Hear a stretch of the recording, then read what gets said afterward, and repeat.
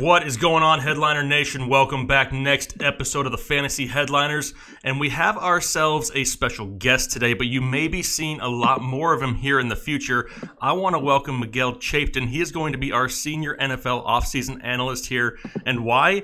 Because he's very smart when it comes to incoming rookies, incoming players. Miguel, how are we doing today? Doing well, man. Happy to be here. Happy to finally be part of the team. Just ready to get going, man. Yeah, absolutely. And Miguel has a very special skill set, and we're going to get into that here in just a second. He has developed a database that is really, can I call it groundbreaking, I guess, in the fantasy world. I mean, we all enjoy it. We all know what it is. If you haven't followed him on Twitter, I have his Twitter handle right there below. Go check it out. A lot more information, but Miguel has developed something called PSI, and how that pertains to the fantasy industry, I'm going to kind of let him give you the Cliff Notes version, because it's definitely something that's very beneficial to all you fantasy football players out there. Right. So PSI is short for Prospect Success Indicator, and it's a model I created for incoming wide receiver prospects. Basically, what it does is I created an average profile for past top 24 wide receivers of what they look like coming in as prospects. And created that prospect profile for that. And then I rank every incoming wide receiver to that profile and give you a percent of how close they relate to that profile. So someone who's in the top 1% is basically right dead onto that profile, and someone who's in the 90th, 99% is extremely far away from that profile. And so the theory behind it is that the closer you are to the profile, the more likely you are to be a top 24 receiver in the NFL. And the further away you are, the less likely you are to be that top 24 receiver. And what we've seen over the last, I've got data going back to 2010, is that those that are in the top 50% and above is the first threshold where it cuts off, are extremely likely to hit. And then the further you go up that chain, the more likely that you see those top 24 seasons pop up. Yeah, definitely. And I'm going to have a link down in the description down there. If they're interested in going and checking out that database, I'll have the link down in the description for them to go ahead and click on. But we're going to kind of talk about 2019, right? The NFL draft is right around the corner. There's some wide receivers names that keeps getting floated around out there. There's a lot of hype being built right now. But are they somebody that we really want to target? I mean, I know landing spot has a huge deal as far as 2019 goes, but maybe as far as a dynasty perspective, maybe some of these guys may be somebody with some value. So here's what we're going to do. I got 10 names right here, and then I've also asked Miguel to bring 2 of his own to the table. It's maybe like, some nuggets, a little bit of fun nuggets there at the end of it. So we're going to go ahead and break down the top 10, and we're not going to waste a whole lot of time. We're going to break down each guy here, and let's start off with DK Metcalf. He's somebody whose name is all over the place, all over social media, pictures and videos. How do you view DK Metcalf? DK Metcalf is an enigma. I mean, if you see his photo, he looks like an Adonis and amazing, and you want everything to do with DK Metcalf. But once you dig in, I mean, his production was not there in college. He only was able to finish one full season without getting hurt. He hurt his foot, and then he hurt his neck, which was almost considered a career-ending injury at one point. People were afraid of that. So a lot of people are comparing him to Julio Jones. He's just, I mean, if you want to compare certain stats or certain events from the combine, sure, he's Julio Jones. But from the entire profile, he's not even close. He's a big boom bust guy. I think he's someone who in fantasy and in the real NFL will give you 1, maybe 2 good years, where he's really going to pop and his value is going to spike. And then after that, he's just not going to really be the guy. I could just see him being a really short-lived player, not someone who's going to have like an Antonio Brown like career where you're 7-8 years down the line, still valuing him very high. But he could still bleach his mustache in 7 to 8 years, Miguel. He could be Antonio Brown-esque in that way. So in your opinion right now, DK Metcalf a little overhyped, not somebody who you would really target for this season or maybe even for dynasty leagues, right? It depends on where I'm at in the draft and where he falls. If he gives you one great year and you're able to win the championship that year or able to flip him for King's ransom, it still pays off. But is it from a long-term perspective? No, he's not someone that I really want. From a short-term perspective, he might be someone that I'd be looking to flip as an asset. All right, what about number 2 on the list? And I think this is a lot of people's consensus wide receiver 1 in this draft. It's Nikhil Harry out of Arizona State. Had a chance to watch him at the Combine firsthand, and he absolutely killed it. He killed his workout. The effort was there, and that's what I really kind of look for when I go to the Combine. I'm not obsessed with the numbers as much. He really, took it upon himself to go out there and try to show that he has the ability that a lot of people were not knocking beforehand. What is your thoughts on Nikhil Harry? Nikhil Harry did exactly what I thought he was going to do. A lot of people were afraid of his athleticism going in. I was not one of those people. Guys with his profile of production at the college level, especially at a big program, they don't tend to perform poorly at the combine. So he was a massive producer at Arizona State. He broke out early. He was the only big-time program wide receiver to break out at age 18 in this draft class. And so I wasn't afraid that he would be a poor athletic combine numbers at all. And he came in and he checked every box. He didn't do the agility drill, so we'll have to find out how agile he is at his pro day. But that won't matter. Even if he doesn't prove to be very agile, his worst comp is going to be Dez Bryant. I think we're all very happy with the Dez Bryant-like receiver. And if he does, then he's somewhere between Dez Bryant and Allen Robinson, which again, Allen Robinson's a fine receiver to have on your team. Yeah. He's had a couple of big years. So, love and kill Harry, and definitely think he's the safest prospect. Yeah, absolutely. I think you just hit it right there at the end. He's definitely the safest, I think, of all the options we're going to talk about. All right, next one on the list is Marquise Brown. He's currently dealing with that Liz Frank injury. He had surgery on it out of Oklahoma. But this is a kid who, before the injury, had a lot of possibly first-round hype in the NFL draft. I know the injury may hurt his draft stock a little bit, but what do you think about Marquise Brown? Marquise Brown, I'm not a big fan. He's checking in at 5'9", 166. You don't find – I've got 400 wide receivers in this profile, in this database going back to 2010, and I can't find a single one who's 5'9", 166 who's gone on to be successful. I don't care who you are.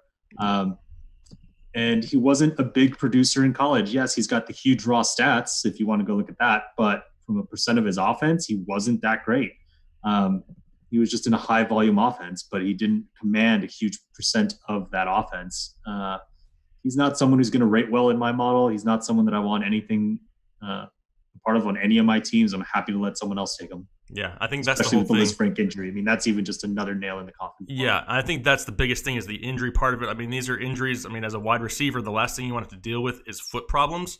And making those cuts and being agile is just a cause for something to come up in the future. Absolutely. All right, what about A.J. Brown? He's definitely somebody who I think is, in my opinion, not getting enough respect out of this draft class. I'd agree, yeah. A.J. Brown is really good. Everyone pre-combine was thinking he was just a slot receiver. I think when he ran his 40 time under 4.5, he proved that he's more than a slot receiver. So I think he could even play outside for you in the NFL. Which expands his ceiling even higher than what we all thought it was. I definitely think he was the best wide receiver at Ole Miss, and I'd feel more comfortable taking A.J. Brown than DK Metcalf. I'm all in on A.J. Brown. Perfect. All right, next up is going to be Hakeem Butler, and he's definitely somebody who's had a lot of hype on and off here over the past couple weeks, past couple months. Didn't have the greatest combine, but Hakeem Butler is somebody who I view as somebody who could have a lot of potential. He's just a little bit raw right now. Yeah, Hakeem Butler is someone that I really wanted to love. I'm absolutely amazed with his size and his overall athleticism and his production in his 1 year as a starter at Iowa State. But there is something to be said about why he couldn't beat Alan Lazard last year to be the number one guy at a smaller program like Iowa State. There's definitely cause for concern. For me, he's probably a slightly better Kenny Golladay, which isn't terrible. Again, is he going to be someone who long-term you're going to want on your team? Probably not. But can he still provide you with a couple of good seasons where he pays off for you? Yeah, absolutely. Yeah, he's definitely somebody that I'm anxious to find out where he lands, because I think in the right situation, the right type of offense, he'll have a chance to grow into somebody who could be a solid yearly addition to your fantasy football team.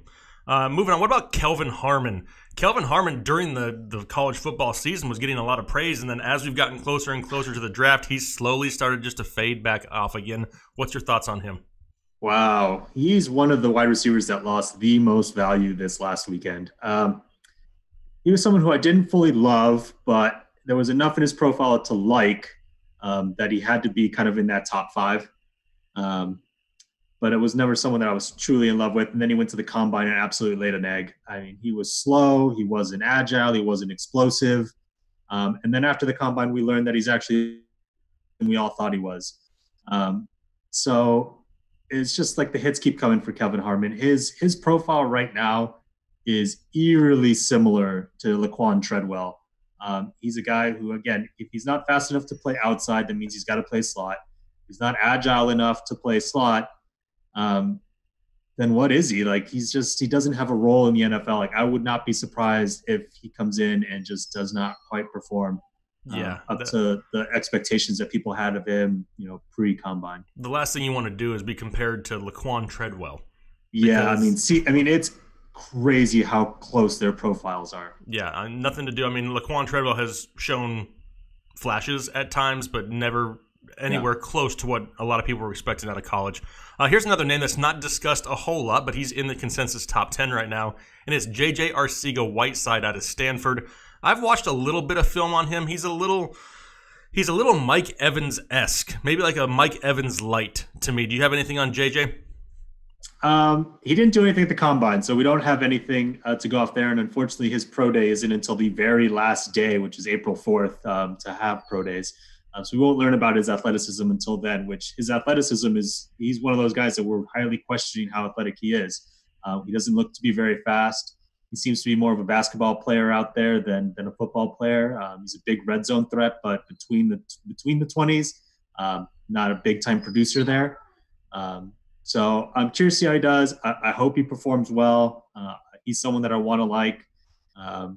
But yeah, he's TBD for now. Yeah, we definitely need to pay attention to that pro day and see what kind of numbers and performance come out of that. Talk about somebody who we know does have some athletic ability. What about Parris Campbell of Ohio State? He came out and had a pretty decent combine, but are we rushing the hype train on Parris Campbell a little bit too quickly? Absolutely. Parris Campbell, we need to pump the brakes. He's athletic. If you're looking for a future Olympian, great, we have Parris Campbell. But he was not productive at all at Ohio State. He didn't break out until he was about 21 years old, and even then, he only had about 24% dominator rating. So he was the number one guy in that offense. He just, to me, seems like a gadget player. Someone very similar to a Curtis Samuel, although I think probably Curtis Samuel might be better. Will provide a real NFL team value. Will provide your fantasy team not so much. Not so much. Yeah, I kind of see him, and I kind of see him as like a Tavon Austin. Yeah, he'll have his big play here and there, and people will get excited about it, but you probably will have him on your bench when that happens. Yep, exactly. He'll be the guy that'll go out there in one game and have 3 catches for 115 yards and 2 touchdowns, and everybody rushes to the waiver wire, and then he doesn't get a catch for the next 3 weeks. Exactly. Like that'll just be him. Yep. All right, what about Deebo Samuel? Not only is the name fun to say, but he's actually somebody who has a little bit of upside, but I don't think that he's going to step in here and be somebody of huge value fantasy football-wise, at least for a couple years. Yeah, I ranked him as my number 10 wide receiver pre-combine. And I think he'll probably still kind of end up being there, me personally. I don't think my model is going to love him as much as everyone else does. He was somewhat productive his sophomore year, but then he tailed off because he got hurt, and then he came back. But he was never ultra productive. He's definitely a slot receiver.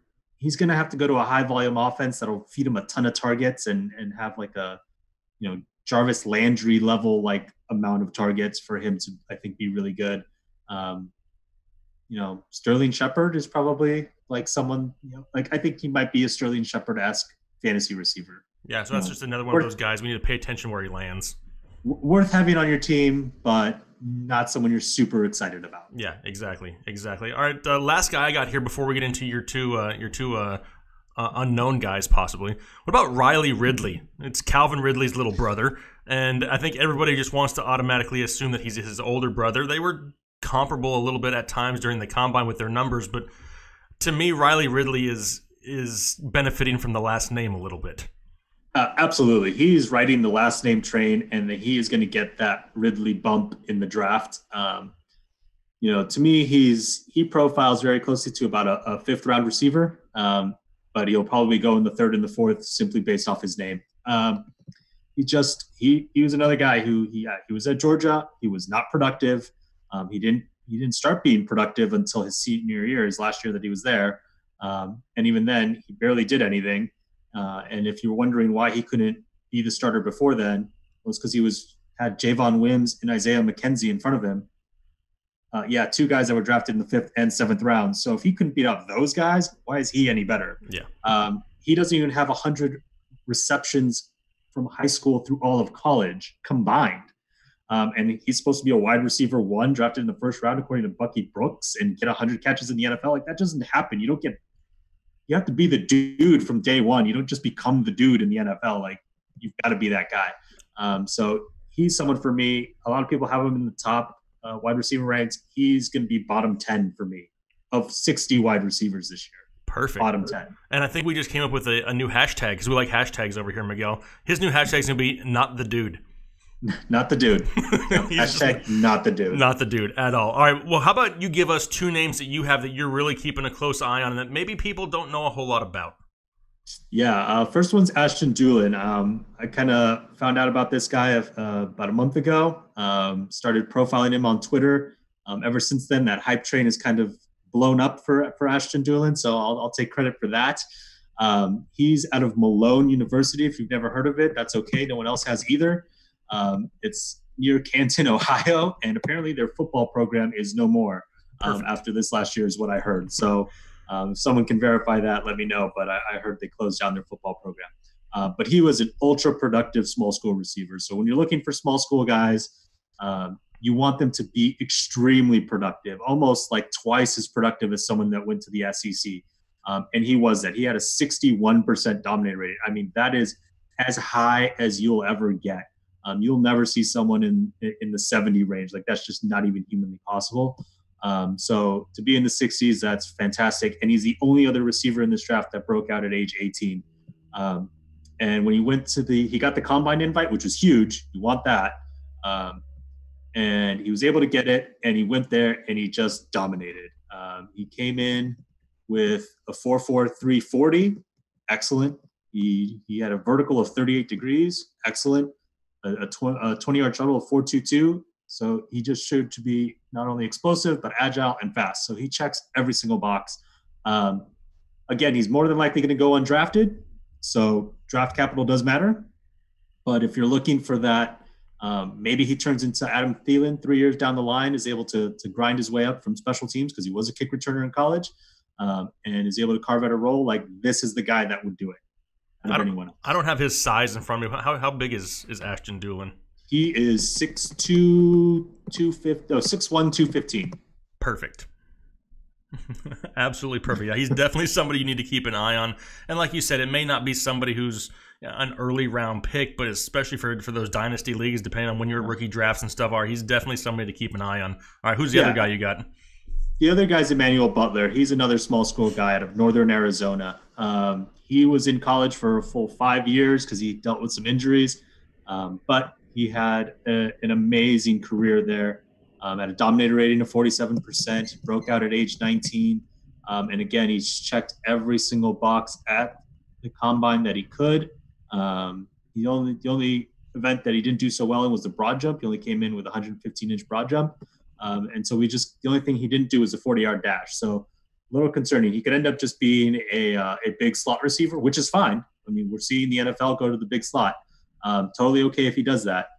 But again, he's someone who, if you're going to bet on that really small guy that is more than likely going to go undrafted or late round to eventually be, the next Antonio Brown or Adam Thielen, like, these are the two guys that will more than likely going to do that. Again, they're facing strong headwinds, but they're the ones that could overcome it. Yeah, exactly. And like you said, though, you're really not spending a whole lot of draft capital fantasy-wise on these guys. More than likely, you're getting them for next to nothing anyway. Why not take that shot in the dark and end up with somebody down the road that could be super productive for your team? Exactly. Yep, absolutely. All right, well, those were all the players we had on our list, the top 10 consensus, 2 little nuggets, which I kind of feel like we should have charged people for, Miguel. I kind of feel like you gave out too much information right there. Now I'm going to start charging for this stuff, but I really appreciate you coming on the show, sharing some of that knowledge from the wide receiver position. This is definitely something where we'll have you back here more here in the offseason, try to break you down these guys more and more, especially after the draft happens, but really appreciate you taking some time today and coming on the show. Absolutely, man. This was fun. Yep, Do it again. Absolutely. We'll be seeing you around here a lot, Headliner Nation. Make sure you welcome Miguel down in the comment section. I'm sure he'd be much appreciative. Really appreciate the support for you guys. Make sure you go check out Miguel on Twitter. I have his handle there on the screen at DynastyGuruFF. I'll have the links down in the description, like I said, also for his PSI database. So go ahead and go check that out if you want to dive more into it. Otherwise, if you have questions, comments, whatever you have, if we didn't touch on a player that you'd like to know something about, put it down in the comment section. We're the most interactive YouTube channel out there, and we will make sure one of us will get back to you. Greatly appreciate the support. Make sure you're hitting that like button, hitting the subscribe button also, and we'll talk to you later. Thanks. Have a good one.